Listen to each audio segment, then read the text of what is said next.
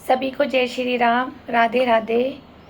मैं ईशा बेरी और बेटी स्वर्गीय अशोक कुमार अरोड़ा जी की और पोती श्री किशन दास काका जी की। आज मुझे अपनी आईडी इसलिए देनी पड़ रही है। कहते हैं बहुओं का नाम उसके ससुराल से चलता है, उसके पति से चलता है, उसके ससुर के नाम से चलता है। लेकिन आज मुझे इस नाम से बहुत नफ़रत हो चुकी है। मेरे लिए सिर्फ़ एक बेरी एक पहचान है, क्योंकि वो मेरा पति है सचिन बेरी, तो इसलिए मैं बेरी लिखती हूँ, वरना मैं अंदर से अब बेरी मानती ही नहीं हूँ।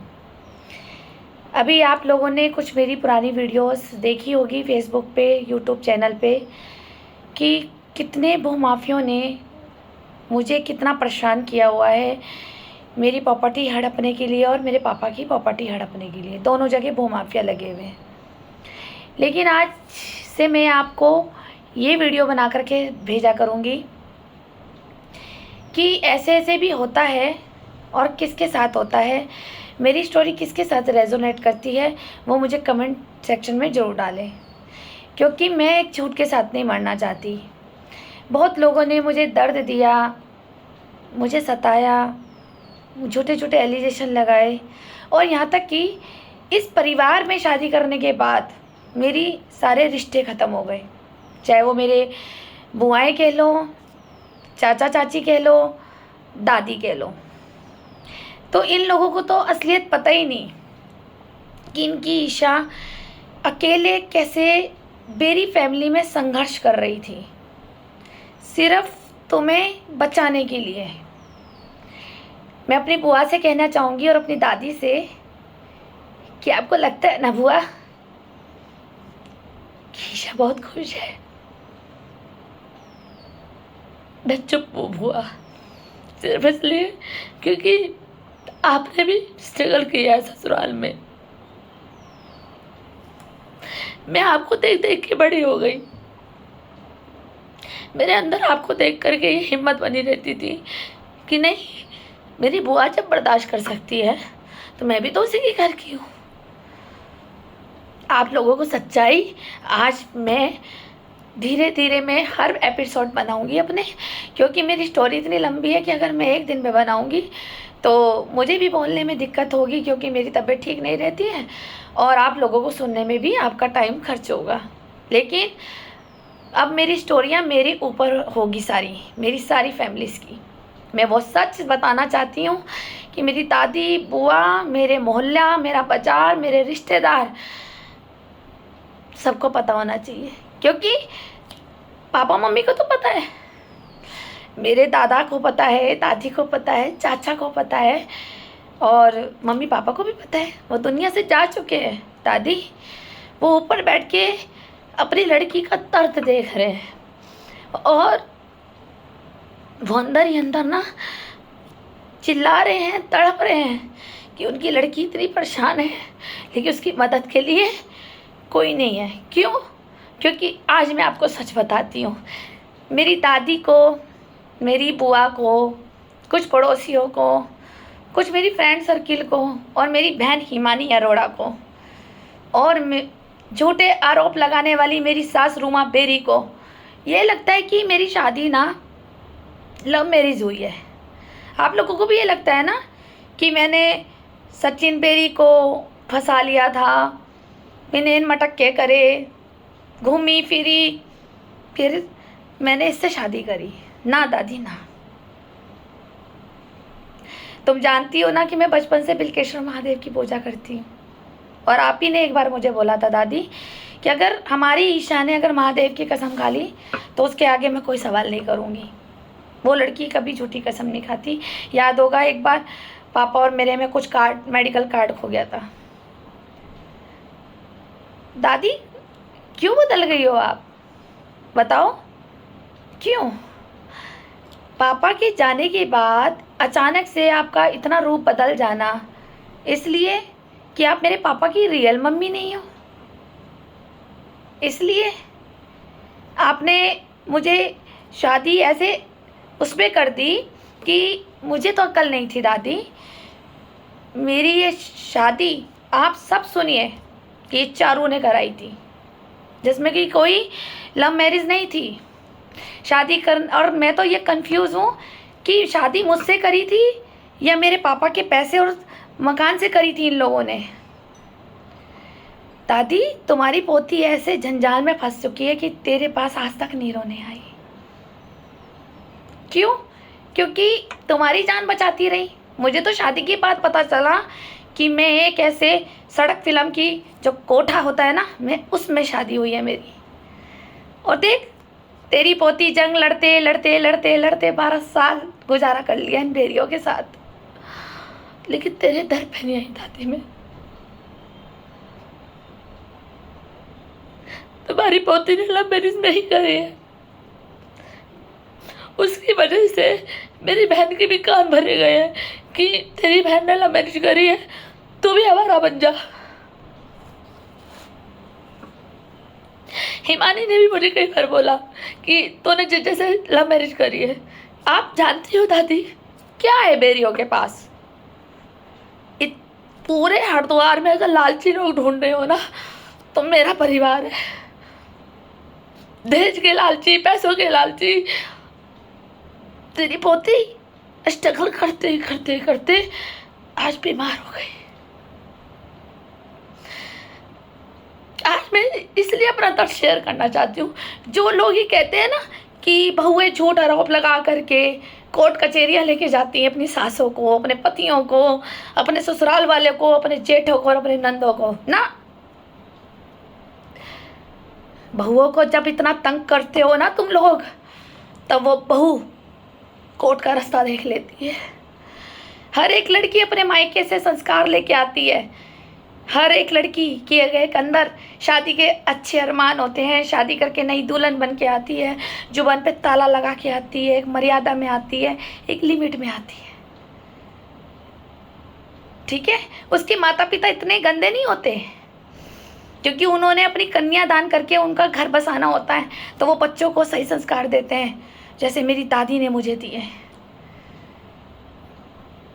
और दादी के संस्कार और बुआ का स्ट्रगल देखते देखते आज ये पोती अकेली स्ट्रगल लड़ती रही, तो बुआ को लगा अरे सचिन तो बहुत अच्छा मिला है ईशा को, अरे ये तो राज करती होगी वह।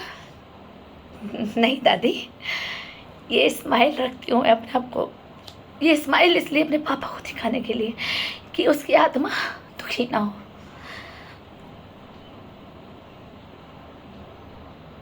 बर्दाश्त कर करके टूट चुकी हूँ। जिस चारू ने मुझे इस घर में डाला है, और ये जो लोग कहते हैं ना, चाहे बुआएं कह रही हो चाहे कुछ, अरे दो मकान है ईशा के। दादी, आप ही तो कहते थे कि लड़की तो अपना नसीब लेके जाती है, एक भिखारी से ब्याह दो तो भी राजा बना देगी, और अगर नसीब खराब हुआ राजा से शादी कर दो तो उसे गरीब कर देगी। ये भाग्य, ये लक और ये सब लग्जरीज, ये तो मेरे भाग्य की थी ना दादी। और लोग ये कहते हैं कि आज लोग ये सोचते हैं कि पता नहीं कितनी बड़े सुख में है, मकान है, ये तो मेरा नसीब का था। आप ही तो मुझे समझाती थी ये चीज़ें। आप तजुर्बे में मैं इतनी बड़ी हो दादी। मैं आज आपसे सवाल करूँगी, मैं लड़ूंगी, क्योंकि आपको भी नहीं विश्वास आएगा ना। मैं चुप थी कि दादी खुद एक हार्ट पेशेंट है, क्या जाके बताऊं। और आप लोग कर भी क्या लोगे? आप लोग बदमाश कोई हो। आपने तो हमेशा ईमानदारी का पाठ सिखाया, ईमानदारी। पापा ने भी यही, ईमानदारी, झूठ मत बोलो, सच बोलो, झूठ बोलने से जीभ कट जाएगी, चोरी करने से हाथ काट लेते हैं भगवान। यही तो सुना सुना के दादी आपने बड़ा करा हमें। चाहे दादी हो तो बताओ ना दादी, आज मैं उस परिवार में फंस गई हूँ कि 12 साल से आपने एक बार भी अपनी पोती को फ़ोन करके नहीं पूछा कि तू जिंदा है या मर गई है। सिर्फ इसलिए नफरत थी कि आपकी इस गुड़िया ने सचिन से शादी करी, वो भी लव मैरिज। मैं मानती हूँ दादी कि मेरी परिवार में मैं गई हूँ और आपके परिवार के लिए वो बराबर नहीं थी, बराबरी। फंस गई हूँ दादी मैं, कैसे कैसे मैं फंसी हूँ सारी मैं वीडियोस बनाऊंगी। और सुनो आप, मैं इतनी लंबी नहीं बनाऊंगी, मैं छोटे छोटे एपिसोड रोज़ बना के आपको भेजूंगी। ताकि पता चले, और उन महिलाओं को भी जो ये कहती है ना बेकसूर सासों को लेकर कोर्ट जाती है। मैं जिस दिन अपनी सास को कोर्ट लेके गई ना, तो उस दिन ये मुझे ख़त्म ही कर देगी, क्योंकि इसने तो बहुत चालें खेली है मेरे साथ साथ। तुम्हारी इस बेटी के ऊपर मिट्टी का तेल तक डाल दिया था, गैस खुली छोड़ दी थी मेरी सास रूमा बेरी ने। अब आप समाज ये कह रहे होगे कि पुलिस चौकी कोर्ट क्यों नहीं गई। भैया, जिसकी दबंग सास हो, बदमाशों की गैंग में हो, जिसका जेठ राहुल बेरी हो, उसको इस गंगा बिहार कॉलोनी में पड़ोसी पीटते हो, तो सबूत नहीं लेते, छुपा देते हैं लोग। क्या करेगी ये पोती। मैं इसलिए आपको वीडियो भेज रही हूँ, हो सकता है ये लोग मुझे मरवा भी दें। दादी, बहुत शिकायतें मुझे, आपको मुझसे भी होगी और मुझे भी आपसे होगी, कि कहाँ गए वो आपके वो डांट, वो संस्कार, जो आपकी डांट में भी मुझे मज़ा आता था। कि वो दादी, आज भी ना मखमल के गद्दों में भी वो सुकून नहीं आता जो मुझे आपकी डांट खा कर आता था। तुम भले मुझे थोड़ा डांट देती थी, धीरे चला कर, थोड़ा धीरे बोला कर, ससुराल जाएगी क्या करेगी। पापा बोलते थे, अरे पढ़ाई नहीं करोगे तो ससुराल में तुम्हारी क्या इज्जत रह जाएगी, तुम्हें सब अनपढ़ कहेंगे। लेकिन दादी, पापा ने इतना पढ़ा दिया, लेकिन अनपढ़ ही परिवार मिला, है ना कमाल की बात।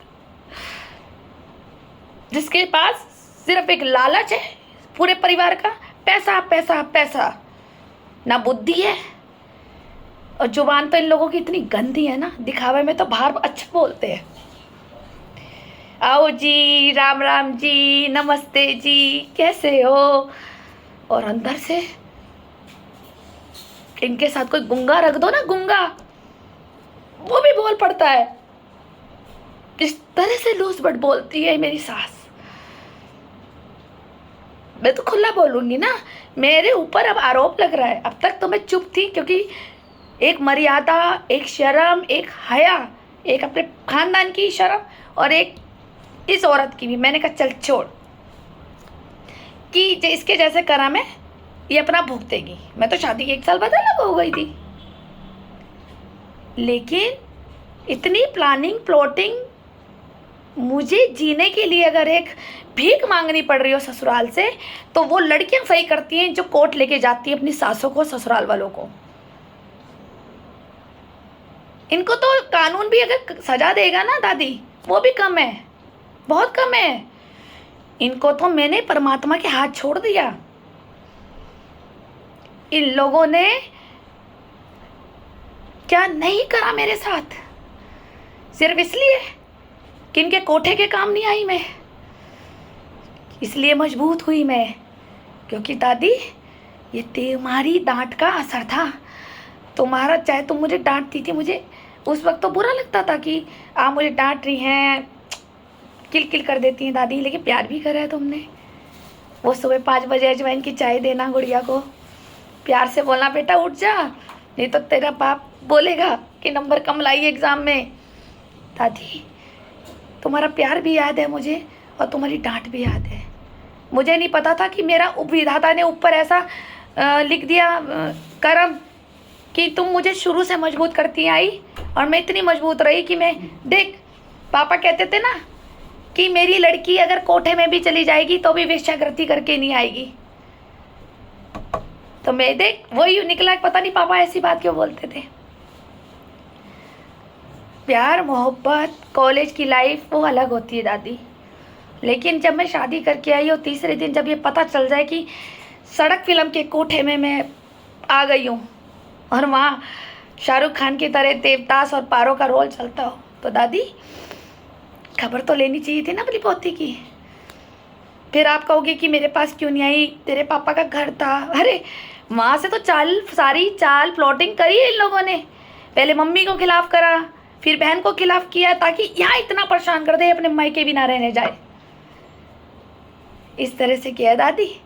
अभी मैं आपको बहुत और कुछ बताऊंगी कि कैसे कैसे मैं फंसी हूँ। और मैं जो लोग भी ये वीडियो सुन रहे हैं, मैं तो ये कहूँगी, अब अपनी बेटियों की शादी भी सोच समझ कर करें। ऐसे भी वो कहते हैं ना, भाव के भूखे लोग और मुंह का कड़वा लोग किसी को नहीं पसंद आता, और भाव के लोग पसंद आते। मैं भी भाव में फैल गई थी, इनकी मिठास में चली गई शादी करने। मेरी लव मैरिज नहीं है, ये शादी मेरी चारू ने कराई है और प्रभा आंटी ने कराई है, जो पुष्पी का भाई नीरज की सास, उनने, और मेरी सास रूमा बेरी ने, ये तीनों चारों के घर आए थे। और कैसे शादी होती है, क्या ऐसी भी शादी होती है, क्या शादी इन्होंने मुझसे करी थी, या इन्हें बहू लानी थी, या इनकी वेश्यागृति की मशीन बननी थी, और या मेरे पापा का मकान हड़पना था, या पापा के बेचल के सारे पैसे खाने थे। आपको मैं सब लाइन मारी से बताऊंगी कि मेरा क्या कसूर था, जो सब मुझसे ये ना बिना जाने ये सोच रहे हैं कि ईशा ने लव मैरिज करी, ईशा ने लव मैरिज करी। दादी तेरी पोती ने तो 20 साल में शादी नहीं करी, 30 साल में करी है ना। अपनी जवानी, अपनी ज़िंदगी दे दी मैंने अपनी माँ को, बाप को, बहन को, आपको, तब जाके बुढ़ापे में शादी करी मैंने। जिस वक्त शादी होनी चाहिए थी टाइम पर, उस वक्त मैंने शादी करी ही नहीं, क्योंकि जिम्मेदारियों का बोझ ही मेरे ऊपर इतना डाल दिया गया था। माँ बीमार, घर का काम, आपने तो सब कुछ देखा दादी, फिर भी तुम कहती हो कि गुड़िया गलत है। पापा मेरे सब देख रहे हैं दादी, सब, क्योंकि अभी आपको सच्चाई नहीं पता ना, इसलिए गुड़िया गलत है। और जिस दिन आपको सारा सच बोलूँगी ना, और मैं क्यों बनानी पड़ी मुझे, क्यों, क्योंकि मुझे कोई सुनने वाला नहीं था। चाहे पुलिस में चले जाओ, कहीं भी चले जाओ, कोर्ट चले जाओ, मुझे पता है कि ये लोग मुझे मार देंगे जान से, लेकिन अब मुझे मरने से डर नहीं है दादी। मार भी देंगे ना, कोई बात नहीं, पापा के पास चली जाऊंगी, लेकिन अब मैं सच बताकर मरूंगी। जो मेरे साथ हुआ है वो सच सबको पता होना चाहिए, ताकि हर घर की बहू बेटी बचाई जाए कि ऐसे ऐसे षड्यंत्र खेला गया है मुझसे ससुराल में। अभी नेक्स्ट और बताऊंगी मैं वीडियो, आज के लिए इतना ही। और मैं लाइन बारी से ही बनाऊंगी अपनी वीडियो का टाइटल के साथ, पार्ट 1, पार्ट 2, पार्ट 3, पार्ट 4 ऐसे डालूंगी मैं। जब मुझे मौका बनेगा मैं तभी आपको ये वीडियोस डालूंगी। आप सारी स्टोरी सुनिए, उसे समझें, ताकि एक बहू को बचाया जा सके, किसी की भी बहू हो, और किसी की बेटी को बचाया जा सके। हम सब समाज ही तो मिलके बचा सकते हैं कि एक मिठास के अंदर कितना जहर भरा होता है। बहुत बड़ी गलती होगी दादी मुझसे कि मैं ज़िंदगी सिर्फ घसीट रही हूँ, अब बस सिर्फ आप लोगों को बचाते बचाते कि आप पर ना आँच आ जाए, मम्मी पे ना आ जाए, मेरी बहन पे ना आ जाए। बहन को तो ले गए अपने साथ, और आज बहन कहती है तेरी तो सास से भी नहीं बनती। जिसका जैसा चरित्र उसका वैसा मित्र बन जाता है ना दादी। मेरी तो इसलिए नहीं बनी क्योंकि मैंने उनके कोठे में उनको सहयोगदान नहीं दिया, इसलिए अब मैं सच्चाई होंगी, जो होगा देखी जाएगी। मुझे मार देंगे, मारो, और है दम तो आ जाओ कोर्ट।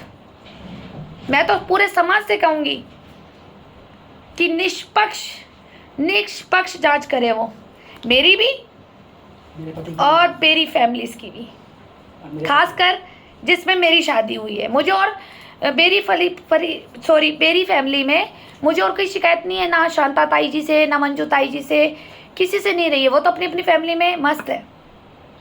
मैं तो जब भी उनसे मिली, उनसे 2 मिनट का प्यार ही पाया है, और उन्होंने मुझे कभी अपमानजनक वर्ड नहीं बोले हैं। मैं उन फैमिली से मुझे कोई नाराज़गी नहीं है, बस इतनी नाराज़गी जरूर रहेगी कि हाँ, आप लोग भले ही ऊपर की पीढ़ियाँ आपस में बात नहीं करती थी, लेकिन इस बहू ने तुम्हारा क्या बिगाड़ा था जो आप इस बहू को बचा नहीं सकते? या इन लोगों से ही आपको डर लगता है? मेरी सास से ही डर लगता होगा फिर आप लोगों को। बस इतनी शिकायत है मुझे ताइयों से और ताऊ जी से, जो भी मेरे सब जेठ हैं, नंदे हैं, इन सब से। बाकी तो मैं जिस फैमिली में हूँ, जिसकी मैं बहू थी, अब हूँ नहीं, मैं मर भी जाऊँगी, मेरे को चाहे तुम कुत्तों के हवाले डाल देना, मेरी लाश को कुत्ते खा ले, मैं मंजूर करूँगी। लेकिन आज मैं ये कबूल नहीं करूँगी कि ये मेरी सास रूमा बेरी है। ख़त्म। मेरे लिए अब।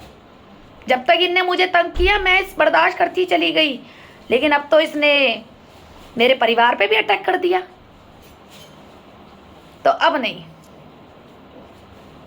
सब सुन लो, रूमा बेरी मेरी सास थी, हाँ मेरी पति की माँ है, मैं उसको कुछ नहीं कहती, लेकिन मेरी वो अब कुछ भी नहीं है।